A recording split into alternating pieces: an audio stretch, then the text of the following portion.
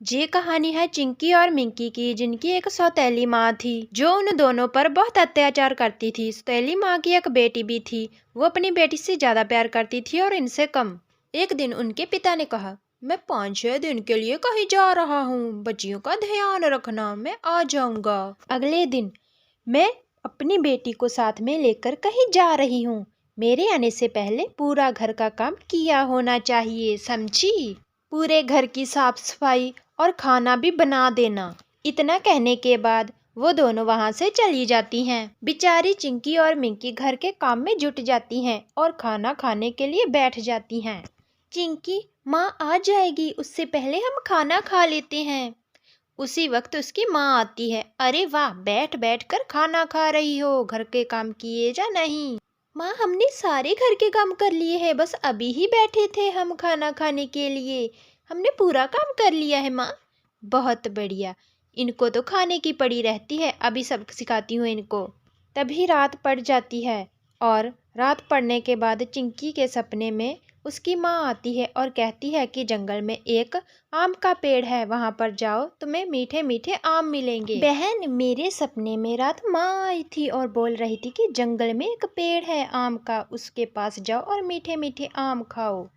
मैं सोच रही थी कि क्यों ना हम दोनों जाएं और उस पेड़ को ढूंढें ताकि मीठे मीठे आम खा पाएं। वैसे भी हमें तो माँ भूखा ही रखती है, इससे हम वहां पर जाकर पेट भर लेंगे। क्या सच में तुम्हारे सपने में माँ आई थी और पेड़ होगा वहां पर? दोनों पेड़ को ढूंढने के लिए निकल पड़ती हैं। तभी उन्हें जंगल के बीचों बीच एक आम का पेड़ दिखाई देता है और वो उस पेड़ के पास जाकर मीठे मीठे आम खाने लगती हैं। लेकिन बहन, पेड़ तो बहुत ऊंचा है, हम आम कैसे तोड़ेंगे? इतने ऊंचे पेड़ में हमारा हाथ नहीं पहुंचेगा। उसी वक्त अचानक 2 आम नीचे गिरते हैं और वो दोनों उन आम को देखकर चौंक जाती हैं और उन्हें पकड़कर खाने लगती हैं। आम खाने के बाद वो वहीं पर बैठ जाती हैं और बातें करने लगती हैं कि ये पेड़ कहाँ से आया। उस तरफ उनकी सौतेली माँ घर पहुँचती है और उन्हें ना पाकर बोलने लगती है, माँ, वो दोनों नहीं मिलेंगी घर में, वो दोनों पता नहीं कहीं जाती हैं रोज। मैंने देखा था, छुप छुप कर वो जंगल की ओर जाती हैं। मुझे भी ऐसा लग रहा था कि ये दोनों कुछ तो गड़बड़ कर रही हैं। अपनी बेटी को इनके पीछे भेजूंगी। चिंकी, मिंकी, बाहर निकलो, कहाँ हो तुम दोनों? मैंने कहा बाहर निकलो।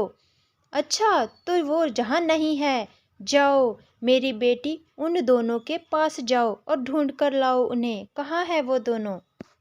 चिंकी मिंकी की सौतेली बहन उनका पीछा करती है और जंगल में पहुंच जाती है और उन्हें ढूंढ लेती है। उसके बाद उसकी माँ चिंकी को बहुत मारती है। मिंकी भागी चली आती है और कहती है, मेरी बहन को मत मारो माँ, मत मारो, हम वहाँ पर नहीं जाएंगी, हमें मत मारो। आज पूरी रात तुम दोनों घर से बाहर ही रहोगी, घर में मत आना, समझी? जहाँ मर्जी जाओ, लेकिन घर में नहीं आओगी। हमेशा के लिए तुम्हें निकाल दूंगी मैं। उसके बाद उनकी सौतेली माँ उनका पीछा करती हुई वहीं पर पहुंच जाती है और उस पेड़ को बोलती है, कहाँ से आया ये पेड़? किसने लगाया? मैं इस पेड़ को कटवा दूंगी, समझी? फिर तुम दोनों कहाँ जाओगी बताओ? उसी वक्त उनकी माँ आती है और कहती है, खबरदार, अगर तुमने मेरी बेटी को कुछ भी कहा तो मैं तुम्हें जिंदा जला दूंगी, समझी? मैं इनकी माँ हूँ और मुझसे डर। आगे से अगर तुमने मेरी बेटियों पर अत्याचार किया तो मुझसे बुरा कोई नहीं होगा। माफ़ी मांगो मेरी बेटियों से। मुझे माफ़ कर दो, मुझे नहीं पता था कि आप हैं। अरे, आगे से मैं कभी कुछ नहीं कहूँगी, अपनी बेटियों की तरह प्यार करूँगी, मुझे मत मारो। अगर मैं मर गई तो मेरी बेटी का क्या होगा? प्लीज़ मुझे जाने दो। बेटा, मुझे माफ़ कर दो। मैं आज के बाद तुम तीनों में कोई फ़र्क नहीं करूँगी। माँ, आप माफ़ी क्यों मांग रही हैं?